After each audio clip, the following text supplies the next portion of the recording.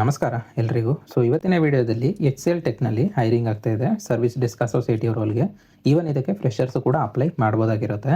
In detail ಆಗಿ ಈ ಒಂದು ಜಾಬ್ನ ಬಗ್ಗೆ ಕಂಪ್ಲೀಟ್ ಡೀಟೇಲ್ಸ್ನ ಈ ಒಂದು ವಿಡಿಯೋದಲ್ಲಿ ತಿಳಿಸ್ಕೊಡ್ತೀನಿ. ವಿಡಿಯೋನ ಎಂಡ್ವರೆಗೂ ನೋಡಿ, ಇಷ್ಟ ಆದರೆ ಲೈಕ್ ಮಾಡಿ. ಹಾಗೆ ಇದೇ ರೀತಿಯ ಜಾಬ್ ರಿಲೇಟೆಡ್ ವೀಡಿಯೋಸ್ಗೆ ನಮ್ಮ ಚಾನಲ್ನ ಸಬ್ಸ್ಕ್ರೈಬ್ ಆಗಿ ಅಂತ ಹೇಳ್ತಾ ಬನ್ನಿ ತಡ ಮಾಡಿದ ವಿಡಿಯೋನ ಸ್ಟಾರ್ಟ್ ಮಾಡೋಣ. ಮೊದಲನೇದಾಗಿ ಎಲಿಜಿಬಿಲಿಟಿ ಕ್ರೈಟೀರಿಯಾ ನೋಡ್ತಾ ಹೋಗೋಣ. ಎಜುಕೇಷನ್ ಬಂದು ಎನಿ ಗ್ರ್ಯಾಜುಯೇಟ್ ಕ್ಯಾಂಡಿಡೇಟ್ಸು ಅಪ್ಲೈ ಮಾಡ್ಬೋದಾಗಿರುತ್ತೆ. ಅಂತಂದರೆ ಯಾವುದೇ ಒಂದು ಸ್ಟ್ರೀಮಲ್ಲಾಗಿದ್ರೂ ಪರವಾಗಿಲ್ಲ, ನಿಮ್ಮದು ಡಿಗ್ರಿ ಅಥವಾ ಗ್ರ್ಯಾಜುಯೇಟ್ ಕಂಪ್ಲೀಟ್ ಆಗಿದೆ ಅಂದರೆ ಈ ಒಂದು ಜಾಬ್ಗೆ ಅಪ್ಲೈ ಮಾಡ್ಬೋದು. ಲೈಕ್ ನಾನು ನಿಮಗೆ ಸ್ಕ್ರೀನ್ ಮೇಲೂ ಕೂಡ ತೋರಿಸ್ತಾ ಇದ್ದೀನಿ. BA, BCom, BSc, BBA, BE, BCA ಯಾವುದೇ ಒಂದು ಸ್ಟ್ರೀಮ್ ಆಗಿದ್ರೂ ಪರವಾಗಿಲ್ಲ, ನಿಮ್ಮದು ಡಿಗ್ರಿ ಅಥವಾ ಗ್ರ್ಯಾಜುಯೇಟ್ ಕಂಪ್ಲೀಟ್ ಆಗಿದೆ ಅಂದರೆ ಈ ಒಂದು ಜಾಬ್ಗೆ ಅಪ್ಲೈ ಮಾಡ್ಬೋದು. ಇನ್ನು ಬ್ಯಾಚಸ್ ನೋಡ್ತಾ ಹೋಗೋದಾದರೆ 2023ಇಂದ ಅಪ್ ಟು 2026 ಅಂದರೆ ರೀಸೆಂಟ್ ಗ್ರ್ಯಾಜುಯೇಟ್ ಕೂಡ ಅಪ್ಲೈ ಮಾಡ್ಬೋದಾಗಿರುತ್ತೆ. 2023, 24, 25 ಹಾಗೆ 26 ಬ್ಯಾಚ್ ಸ್ಟೂಡೆಂಟ್ಸು ಎಲಿಜಿಬಿಲಿಟಿ ಇರ್ತೀರ ಅಪ್ಲೈ ಮಾಡ್ಬೋದು. ಹಾಗೆ ಫ್ರೆಷರ್ಸ್ ಕೂಡ ವೆಲ್ಕಮ್ ಅಂತ ಮೆನ್ಷನ್ ಮಾಡಿದ್ದಾರೆ, ನಾನು ಆಲ್ರೆಡಿ ತಿಳಿಸ್ಕೊಟ್ಟಿರೋ ಹಾಗೆ.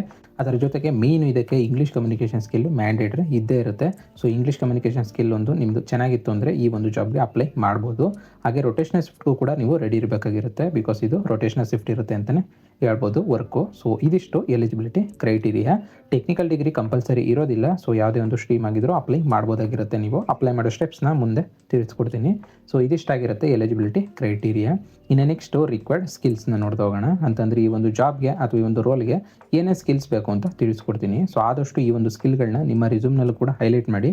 ಇದರಿಂದ ಶಾರ್ಟ್ ಲಿಸ್ಟ್ ಆಗೋ ಚಾನ್ಸಸ್ ಕೂಡ ಜಾಸ್ತಿ ಇರುತ್ತೆ ಅಂತಲೇ ಹೇಳ್ಬೋದು. ಮೊದಲನೇದಾಗಿ ಕಮ್ಯುನಿಕೇಷನ್ ಸ್ಕಿಲ್ಲು. ನಾನು ಆಲ್ರೆಡಿ ಎಲಿಜಿಬಿಲಿಟಿ ಕ್ರೈಟೀರಿಯಾದಲ್ಲೇ ತಿಳಿಸ್ಕೊಟ್ಟೆ. ಕಮ್ಯುನಿಕೇಷನ್ ಸ್ಕಿಲ್ಲು ಇಂಪಾರ್ಟೆಂಟ್ ಇರುತ್ತೆ. Fluent English, clear pronunciation, email writing skill, ಹಾಗೆ ಲಿಸನಿಂಗ್ ಎಬಿಲಿಟಿ ಇರಬೇಕಾಗಿರುತ್ತೆ ಅಂತಲೇ ಹೇಳ್ಬೋದು. ಇದಾದ ನಂತರ ಬೇಸಿಕ್ IT ನಾಲೆಡ್ಜ್ ಬೇಕಾಗಿರುತ್ತೆ. ಅಂದರೆ ವಿಂಡೋಸ್ OS ಬಗ್ಗೆ ಆಗಿರ್ಬೋದು, ನೆಟ್ವರ್ಕಿಂಗ್ ಆಗಿರ್ಬೋದು, ಇದ್ರ ಬಗ್ಗೆ ಎಲ್ಲ ಬೇಸಿಕ್ಸ್ ಆದರೂ ಗೊತ್ತಿರಬೇಕಾಗಿರುತ್ತೆ. ಹಾಗೆ MS ಆಫೀಸು ಜೊತೆಗೆ ಇಮೇಲ್ ಹ್ಯಾಂಡ್ಲಿಂಗು ಕೂಡ ಬರಬೇಕಾಗಿರುತ್ತೆ ಅಂತಲೇ ಹೇಳ್ಬೋದು. ಇದರ ಬಗ್ಗೆ ಎಲ್ಲ ಜಸ್ಟ್ ಬೇಸಿಕ್ ಗೊತ್ತಿದ್ರು ಅಪ್ಲೈ ಮಾಡ್ಬೋದು ನೀವು. ಹಾಗೆ ಪ್ರಾಬ್ಲಮ್ ಸಾಲ್ವಿಂಗ್ ಸ್ಕಿಲ್ಲು ಜೊತೆಗೆ ಶಿಫ್ಟ್ ಫ್ಲೆಕ್ಸಿಬಿಲಿಟಿ, ಅಂದರೆ ರೊಟೇಷನಲ್ ಶಿಫ್ಟ್ ಆಗಿರ್ಬೋದು, ನೀಟ್ ಶಿಫ್ಟ್ ಆಗಿರ್ಬೋದು, ಇದಕ್ಕೆಲ್ಲ ನೀವು ರೆಡಿ ಇರಬೇಕಾಗಿರುತ್ತೆ. ಜೊತೆಗೆ ಟೀಮ್ ವರ್ಕು. ಇದಿಷ್ಟು ರಿಕ್ವೈರ್ಡ್ ಸ್ಕಿಲ್ಸು ಕಂಪ್ನಿ ಕೇಳ್ತಾ ಇರ್ತಕ್ಕಂಥದ್ದು. ಆದಷ್ಟು ಈ ಒಂದು ಸ್ಕಿಲ್ನ ನಿಮ್ಮ ರಿಸ್ಯೂಮ್ನಲ್ಲೂ ಕೂಡ ಹೈಲೈಟ್ ಮಾಡಿ. ಇನ್ನು ನೆಕ್ಸ್ಟು ಸ್ಯಾಲ್ರಿ ಹಾಗೆ ಬೆನಿಫಿಟ್ಸ್ನ ಡೀಟೇಲ್ಸ್ನ ನೋಡ್ತಾ ಹೋಗೋಣ. ಸ್ಯಾಲ್ರಿ ರೇಂಜ್ ಬಂದು ಈವನ್ ನೀವು ಫ್ರೆಷರ್ಸ್ ಇದ್ದೀರಾ ಅಂತ ಅಂದರೂ ಕೂಡ 4 lakh per annum ಇಂದ 5 lakh per annum ವರೆಗೂ ಕೂಡ ಎಕ್ಸ್ಪೆಕ್ಟ್ ಮಾಡ್ಬೋದಾಗಿರುತ್ತೆ. ಅದರ ಜೊತೆಗೆ ಅಡಿಷನಲ್ ಬೆನಿಫಿಟ್ಸ್ ಅಂತ ಬಂದರೆ shift allowance, performance incentive, health insurance, paid leaves, ಹಾಗೆ ಕಂಪ್ನಿ ಟ್ರೈನಿಂಗ್ ಪ್ರೋಗ್ರಾಮ್ಸು ಕೂಡ ಸಿಗ್ತಾ ಹೋಗುತ್ತೆ ಅಂತಲೇ ಹೇಳ್ಬೋದು. ಇದು ಸ್ಯಾಲ್ರಿ ಹಾಗೆ ಬೆನಿಫಿಟ್ಸ್ನ ಡೀಟೇಲ್ಸ್ ಆಗಿರುತ್ತೆ.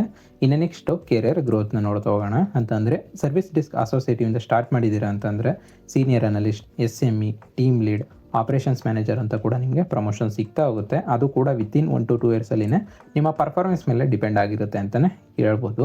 ಇದು ಕೆರಿಯರ್ ಗ್ರೋತ್ನ ಡೀಟೇಲ್ ಆಗಿರುತ್ತೆ.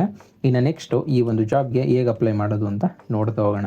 ಈ ಒಂದು ಜಾಬ್ಗೆ ಅಪ್ಲೈ ಮಾಡೋ ಪ್ರೊಸೆಸ್ಸು ತುಂಬಾ ಸಿಂಪಲ್ ಆಗಿರುತ್ತೆ. ನಾನು ನಿಮಗೆ ಡಿಸ್ಕ್ರಿಪ್ಷನಲ್ಲಿ ಈ ಒಂದು ಜಾಬ್ಗೆ ಅಪ್ಲೈ ಮಾಡೋ ಲಿಂಕ್ನ ಕೊಟ್ಟಿರ್ತೀನಿ. ಆ ಒಂದು ಲಿಂಕ್ನ ಕ್ಲಿಕ್ ಮಾಡಿಕೊಂಡ್ರೆ ಡೈರೆಕ್ಟ್ ಅಪ್ಲೈ ಮಾಡೋ ಪೇಜ್ಗೆ ಹೋಗ್ತೀರಾ.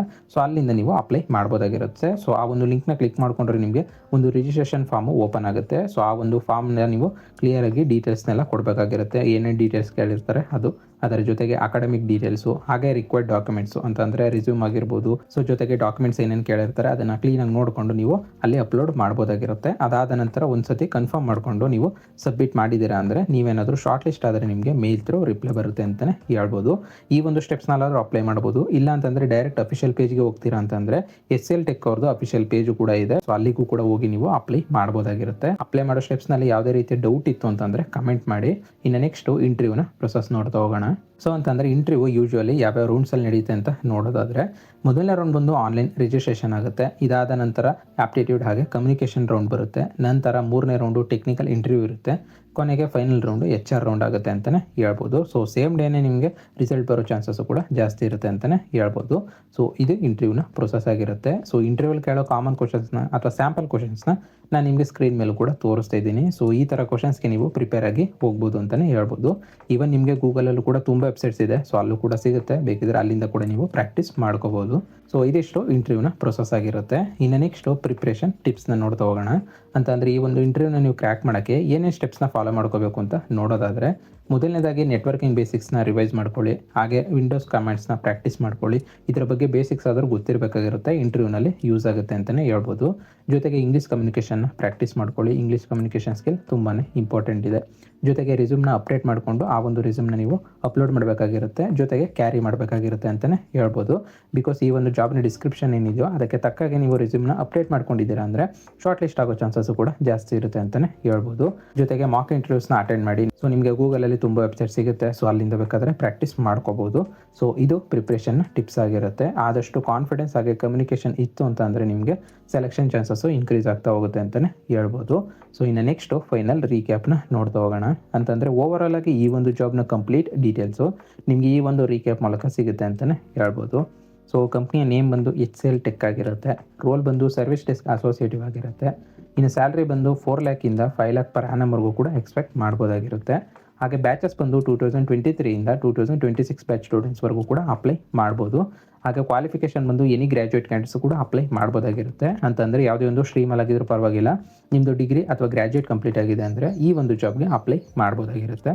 ಸೊ ಹಾಗೆ ಲೊಕೇಶನ್ ಬಂದು ಆಲ್ ಓವರ್ ಇಂಡಿಯಾ ಅಂತ ಮೆನ್ಷನ್ ಮಾಡಿದ್ದಾರೆ. ಸೊ ಇಂಟ್ರೆಸ್ಟ್ ಇರೋರು ಅಪ್ಲೈ ಮಾಡ್ಬೋದು. ಅಪ್ಲೈ ಮಾಡೋ ಸ್ಟೆಪ್ಸು ಕೂಡ ಸಿಂಪಲ್ ಆಗಿದೆ. ನಾನು ನಿಮಗೆ ಡಿಸ್ಕ್ರಿಪ್ಷನಲ್ಲೇ ಅಪ್ಲೈ ಮಾಡೋ ಲಿಂಕ್ನ ಕೊಟ್ಟಿರ್ತೀನಿ. ಸೊ ಡೈರೆಕ್ಟ್ ನೀವು ಆ ಒಂದು ಲಿಂಕ್ನ ಕ್ಲಿಕ್ ಮಾಡಿಕೊಂಡ್ರೆ ಅಪ್ಲೈ ಮಾಡೋ ಪೇಜ್ಗೆ ಹೋಗ್ತೀರಾ. ಸೊ ಅಲ್ಲಿಂದ ಡೈರೆಕ್ಟಾಗಿ ನೀವು ಏನೇನು ಡೀಟೇಲ್ಸ್ ಕೇಳಿರ್ತಾರೆ ಅದನ್ನು ಫಿಲ್ ಮಾಡಿ ಅದಾದ ನಂತರ ನೀವು ಅಪ್ಲೈ ಮಾಡ್ಬೋದಾಗಿರುತ್ತೆ.